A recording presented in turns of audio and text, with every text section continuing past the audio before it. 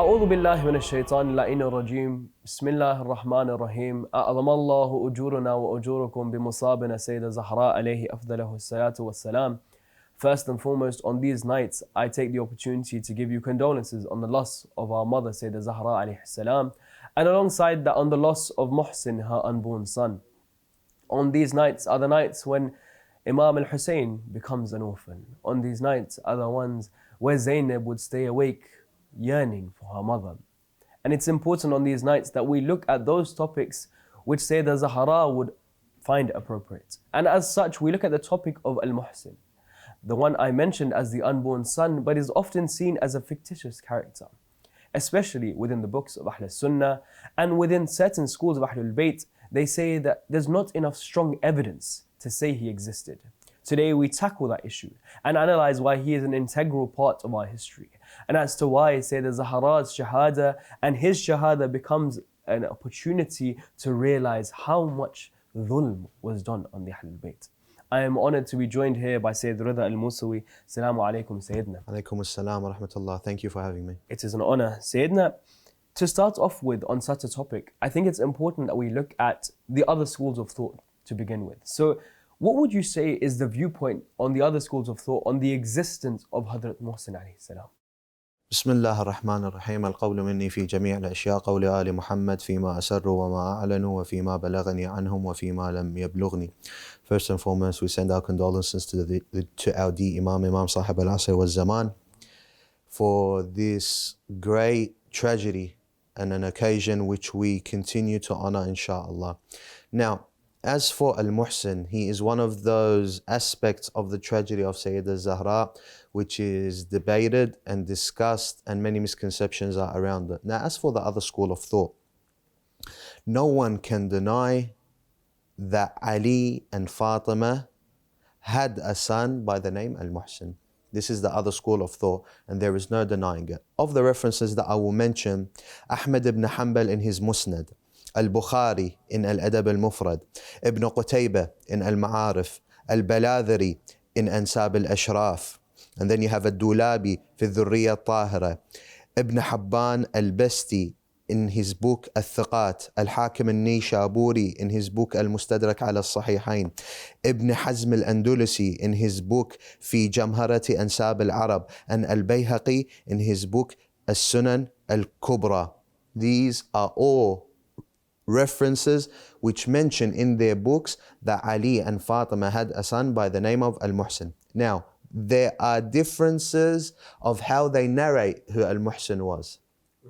I will mention a hadith, and this hadith, by the way, is mentioned in Al-Bukhari for Al-Adab al-Mufrad and Sanad Ahmad ibn Hanbal. I see, okay. So, and Al-Mustadrak ala al-Sahihain al-Nishaburi. He mentions this hadith. He says, حدثنا أبو نعيم عن إسرائيل بن أبي إسحاق, and then he mentions a chain of narration, عن علي رضي الله عنه. They say رضي الله عنه. He says, Imam Ali, that لما ولد الحسن سميته حربا, that when Hassan was born, I called him Harb. فلما جاء النبي قال أروني ابني ما سميتموه. When the Prophet came, he asked us, what did you name Al-Hassan, or what did you name my child? Amir al-Mu'mineen looks at the Prophet and he says, I named him Harb. Then the Holy Prophet turns to him and he says, after he tells him that I named my son Al-Harb, he says, بل هو Hassan. He says, no, Ali, his name is not Harb, his name is Hassan. Same thing happened in the narration. It mentions that when Al-Hussein was born, Ali ibn Abi Talib, he says that I named him Harb.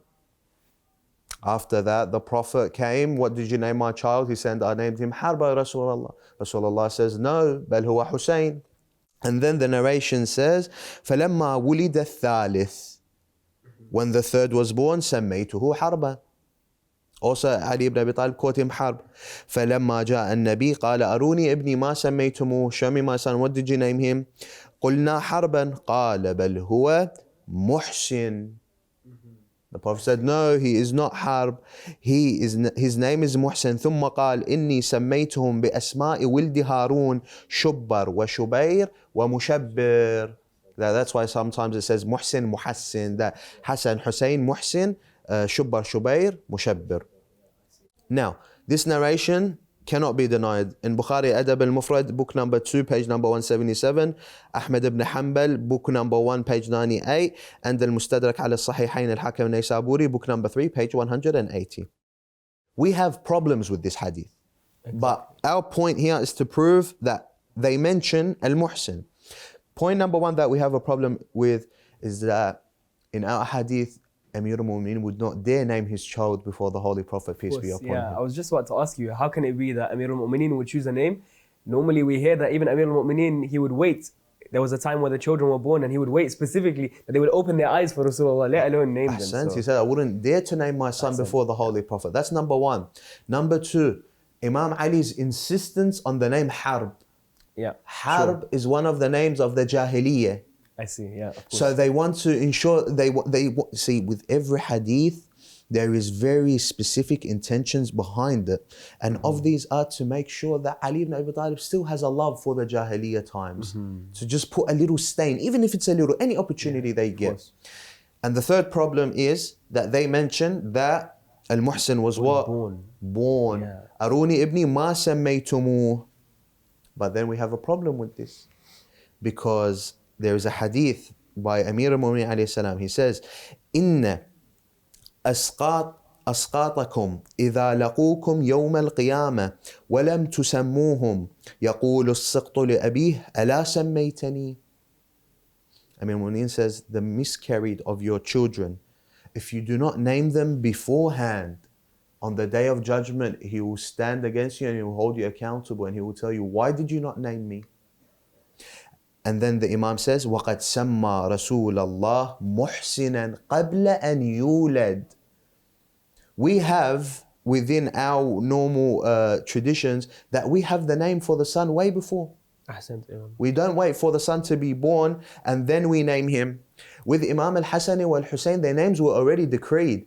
But it is to show us the connection of their name with the Sama. The connection of their name with Allah, the connection of their name, it is to showcase this aspect. But in reality, their names have already been etched on the throne of Allah. You know what I mean? So in regards to Al-Muhsin, the Holy Prophet named him before he was born. And then we have other narrations. Ibn Kathir in his book Al-Bidayah wa Nihaya, he says, فَأَوَّلُ زَوْجَةٍ تَزَوَّجَهَا عَلِي رَضِيَ اللَّهُ عَنْهُ فاطمة بنت رسول الله صلى الله عليه وسلم. That's what they say. بنى بها بعد وقعة بدر فولدت له حسن وحسين ويقال محسنا ومات وهو صغير. They say that he married Fatima and he had Hassan, Hussein and Muhsin, but he died while he was young. I see. He wasn't. So it's this insistence of the birth took place. The birth took place and he died at a young age. They don't even mention how he died. And then so it's trying to avoid the aspect of the incident itself that we like to obviously specify and really commemorate, which is the burning of the door and the calamity of the door. Suddenly it becomes an existence that only the Shi'as are practicing this. So only the Shi'as believe in this. The rest of us, no, we believe he was born and exactly. Why would we attack this door? In order to avoid that crime, in order to avoid what they done, they mention this. And in another hadith, the same thing. Ibn Hajar al-Asqalani in his book Fath al-Bari, he says, فَعَلَى هَذَا فَالْإِبْنَ الْمَذْكُورُ مُحْسِنِ بْنَ عَلِيِّ بْنَ أَبِي طَالِبٍ وَقَدْ اتَّفَقَ أَهْلُ الْعِلْمِ بِالْأَخْبَارِ أَنَّهُ مَاتَ صَغِيرًا فِي حَيَاةِ النَّبِيِّ صَلَّى اللَّهُ عَلَيْهِ وَسَلَّمَ. That's what they say. They say that based on this, we know that he had a child named Mohsen, but the people of knowledge have agreed that he died at a young age while the Prophet was still alive. I see. But there is no mention of this. There is no mention of how he died, what was the cause of his death, was it a sickness, was it a killing, was it an illness, what happened? They do not mention, but they just say that he died while he was young. So in terms of that aspect, we see that there are many narrations, in the tens of narrations, that mention that there was a child for Ali and Fatima by the name of Al-Muhsin. Now, with that in mind, how would we thereafter differentiate between the two schools of thought when it comes down to where does the arrow actually lie? Where is the arrow of truth? Is it the fact that Mohsen was born? Or do we stick to the aspect of Mohsen wasn't born because of the incident of Dur? Now, even within the Shia school of thought, there's still some details within regards to the actual attack on the door that some people disagree on. And nowadays people don't like to mention because it causes, oh, let's stick to unity, let's do these things. So even some of our youth are not aware of the truth in itself. So how do we hereby establish, how did Mohsen actually die? Number one. Number two, this incident of the door, the calamity of the door, what were the repercussions? And what do we see as the repercussions of this, especially when it comes down to the miscarriage of Sayyidah Zahra? We can look at finding the truth in two aspects. The first aspect is that it is clear with the narrations that mention Al-Muhsin and the fact that he died young. There is an insistence that he died young. He was born and he died young. We see a lot of discrepancies. Like we said, number one, they do not mention how he died. Number two, they make a story over the fact that Amir al-Mu'mineen wanted to name Harb and that when he was born and so on and so forth, which is a fabricated story. They do that. And then you have the other aspects which it does not add up.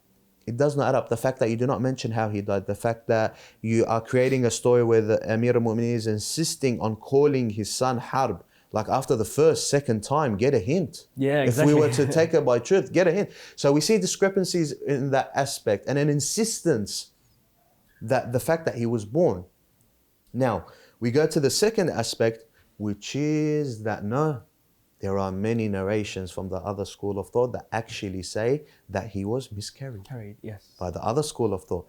So when we look that Al-Shahristani in his book Al-Milal wal-Nahal, book number 1, page 57 to 58, he mentions in his hadith that anna fulanan, he mentions the name of that person, anna fulanan ضرب بطن فاطمة يوم البيعة حتى ألقت الجنين من بطنها وكان يصيح احرقوا دارها بمن فيها.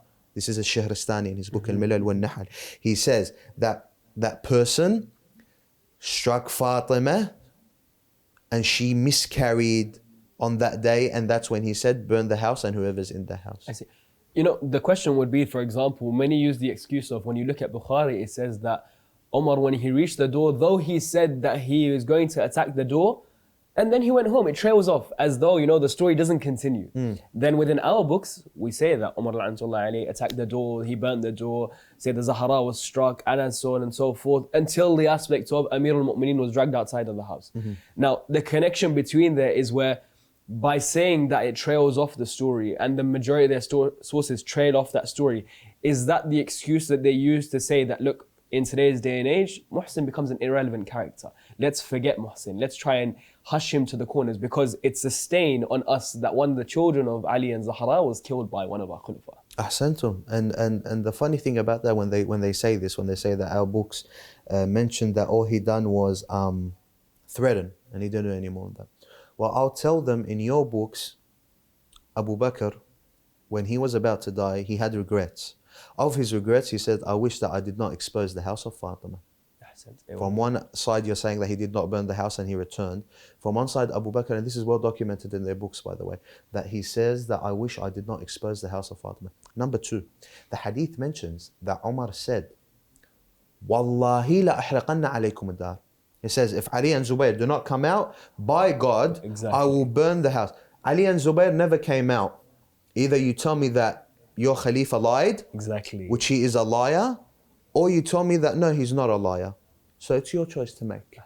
And if you take a qasam on Allah subhanahu wa ta'ala on such an incident, to say that I'm saying by Allah himself, I will do this. So it's very void when it comes to that aspect. But then there are many more ahadith as well that mention what happened to Al-Muhsin. Another one, Ibn Qutaybah, he narrates or conveys from Ibn Shahrashub in his book Al-Manaqib and Al-Ma'arif lil-Qutaybi. أن محسنا فسد من زخم قنفذ. Al-Muhsin perished from the strike of Qunfudh. This is in Al-Manaqib, book number 3, page number 133. Abu Bakr in his Ibn Abi Dar, he narrates أن فاطمة أسقطت بمحسن كما في ميزان الاعتدال. Also in the book ميزان الاعتدال, book number 1, page 139, mentions that Al-Muhsin was miscarried. Kamal ibn Talha al-Shafi'i in his book Matalib al-Sa'ul, page number 313, he says, وَمَنْ ذَكَرُوا فِيهِمْ مُحْسِنًا شَقِيقًا لِلْحَسَنِ وَالْحُسَيْنِ وَكَانَ صِقْطًا. He was a miscarriage. But he does not mention the nature of the miscarriage.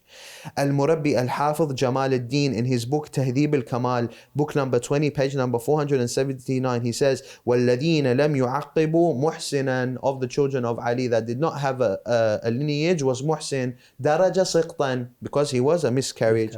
Salah As-Safdi, in his book Al-Wafi bil-Wafiyat, book number 21, page number 281, he says, وَالْمُحْسِن طُرِحَ أي أُسْقِطَ, that Al-Muhsin was miscarried. And the last one that I'll mention, Ibrahim al-Tarabulusi, in his book, page number 9, he says, Muhsin ibn Fatima أسقط وقيل درجة صغيرا والصحيح أن فاطمة أسقطت بجنينها. That this is a miscarriage. I just mentioned several references, and there are many more that actually say, in its actual essence, that he was a miscarriage. I see.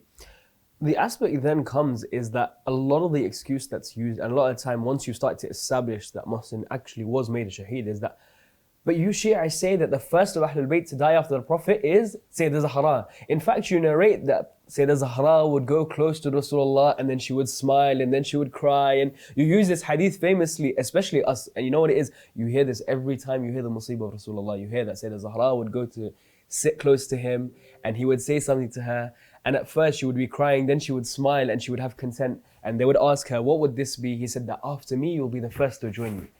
But then if this is the case, and the excuse is used that if this is the case, but then how can Mohsen have died between? Is he not of Ahlul Bayt? Do you not consider him to be of the family of the Prophet? So how do you go about this justification, number one? And number two, in itself, another excuse that I've heard recently, and it's sort of been brought to my attention, was, okay, you say that we don't have the grave of Sayyidah Zahra. Okay, but where's the grave of Mohsen? Was that also hidden? Then why is it not mentioned that it was also hidden? So these two things, if we could just tackle them a little bit, I think it'd be a very nice angle to look at. Ahsantum. Firstly, this shows us these misconceptions. It shows us that once you back them up to a certain corner, they try to find something new. Of course, of course. Once you back them up into a certain corner, they try to find another way to bob and weave and try to make another misconception. It shows that how weak their judgments are and how weak their understanding is. And the fact that they ask that misconception, that if Sayyidah Zahra said, or the Prophet told Sayyidah Zahra that you are the first of my Ahlulbayt to be after me, how come you say that Al-Muhsin was miscarried? Okay, I'll tell you number one. There's two answers to this. Number one, when was Al-Muhsin born for him to die? Basic. You did not even give him the chance to live. You criminals. You did not even give him the chance to live, and you killed him before he was born. So there's that one aspect. And the second one, what is our understanding of Ahlul Bayt? Because of course, the other schools of thought don't have a complete understanding of Ahlul Bayt. The fact that they do not believe in them as representatives of Allah, that is wajib to follow them and obey them, shows that you do not have a proper understanding of who the Ahlul Bayt are. And we mention three references. Sahih Muslim in his book Fada'il al-Sahaba, in the aspect of Fada'il Ahl Bayt al-Nabi, hadith number 6261. An Safiya, she says, قالت عائشة, this is Aisha narrating this hadith, خرج النبي صلى الله عليه وسلم وعليه مرط مرحل من شعر أسود, which is known as a kisa. فجاء الحسن بن علي فأدخله. Hassan ibn Ali entered with him under the kisa, and he brought him with him. ثم جاء الحسين فدخل معه. ثم جاءت فاطمة فأدخلها. ثم جاء علي فأدخله. That Hassan, Hussein, Ali, Fatima, and the Holy Prophet were under this cloth, under this kisa. ثم قال, and then the Prophet said, إنما يريد الله ليذهب عنكم الرجس أهل البيت ويطهركم تطهيرا. اللهم صل على محمد وآل محمد. That verily Allah wants to purify you, O Ahl al-Bayt, thoroughly, and a thorough purification. The who? The Ahlulbayt. Who's the Ahlulbayt? Ahlul-Kisa. Ali, Fatima, Hassan, Hussein, and the Holy Prophet, peace be upon him. Another narration, Musnad Ahmad ibn Hanbal, he narrates in his book, and also another hadith, and very similar to that first hadith, and it is authenticated by Muhammad ibn Mus'ab. He says, hadithun sahih, and authenticated a very high level of authentication. But I won't mention the hadith because it's very similar to the first one. And the third reference is Sahih Sunan al-Tirmidhi, and he mentions this in 2 instances, and it is also Sahih, and it has been authenticated by the muhaqqiqeen of this through their system of authentication. Sahahuha al-Albani authenticates it, and Al-Artawut also authenticates it. أن النبي جلل على الحسن والحسين وعلى فاطمة كساء. He covered them with a cloth. ثم قال اللهم, then he makes a dua. اللهم إن هؤلاء أهل بيتي وخاصتي أذهب عنهم الرجس وطهرهم تطهيرا. That, oh Allah, these are my Ahlul Bayt and my near ones, and the ones that are protected under me. Purify them and remove from them any impurities. And then Salama says, وَأَنَا مَعَهُمْ يَا رَسُولَ اللَّهِ. Salama, Mu'mineen, Salama, she asked the Prophet, she says, am I of them? The Prophet answers, he says, إِنَّكِ عَلَى خَيْرٍ. You are on good, Salama, but you are not of this status. You're not of the Ahlul Bayt. So this shows us, very simply, that your understanding of Ahlul Bayt is incorrect. Many people, when they bring these misconceptions, the thing about a misconception that I think is very important for us to understand, it's called shubha. Mm-hmm. Where does that word come from? Shabihul haq. Something that looks very like the truth, very similar to the truth. Like a mirror image. Exactly. If it didn't have any similarities to the truth, it wouldn't be a shubha. It would just be an outright lie. So what they do with their shubha, they want to make it sound as much like the truth as possible. Make it sound as logical as possible. This is another problem that we face, where they say, think of it logically. Yeah. When Muharram comes, they say, think of it logically. How can 72 or whatever the number is be against 30,000? Think of it logically. Habibi, 100 years ago, if I was to tell you about a smartphone, you would tell me, think about it logically. Yeah. Where is such a thing where if you look at a piece or a device, you can see someone from the other side of the world? And by the way, there are a hadith that mention Imam al-Mahdi, when he reappears, he will look at his palm and he will be able to see his companions from the other side of the world. Allahu Akbar. At that time, no one understood what that meant. Like, how can he look at his palm and then see his companions, or the 313 from the other side of the world? Yeah. Now it makes sense. Now it's like logic. It's like, okay, fine. We don't know. Maybe the Imam uses FaceTime. We don't know. Adil Allah Ta'ala faraja. But that's the thing. Many people, they want to use logic and think about it logically. And let's look at it logically. It does not make sense. I tell you, your logic will always be flawed. Basic. And the more time progresses, the more your logic will progress. Do not apply the religion of Allah to your logic. I think it's also another aspect within that would be also, do not limit the religion of Allah to your time frame. Of course. Yani Islam in itself is boundless of time, boundless of reality, of this reality. Yani the Arsh of Allah has been created long before even this dunya was created, and especially the Ahlul Bayt's Noor. So as you mentioned, when it comes down to Ahlul Kisa, this logical explanation doesn't count, because they are beyond this realm in itself. So this realm is just a limitation for us, not for them. Exactly. So and as you mentioned, even for example, you mentioned Imam Sahih al-Zaman, it could be that he's actually looking through his actual palm. But it's difficult for those who don't have yaqeen to comprehend such things. Exactly. Such that we use such excuses in the modern era that we have technology and such. But I do agree with the aspect of technology as it progressed, but the miracles of Ahlul Bayt are beyond those technology, of course. Of course, but it helps us, give us that form of understanding. And another thing is that a large part of our religion is believing in the unseen. الَّذِينَ يُؤْمِنُونَ بِالْغَيْبِ وَيُقِيمُونَ الصَّلَاةِ وَمِمَّا رَزَقْنَاهُمْ يُنْفِقُونَ. Look at what was first.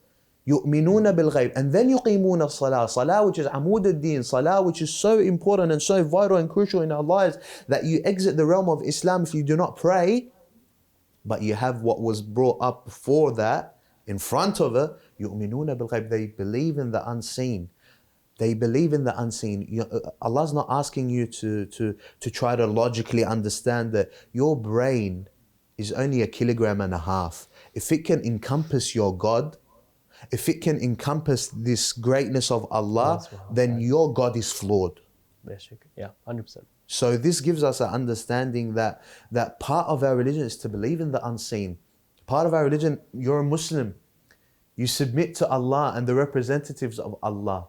Where is that submission? Because we see a lot of people, when it comes to the miracles of Ahlulbayt, they want to cause problems with that.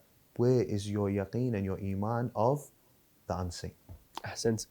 And I think just going back to the final aspects of Hazrat Mohsen alayhi salam, with regards to within the modern era, applying such a personality, and he didn't get to live.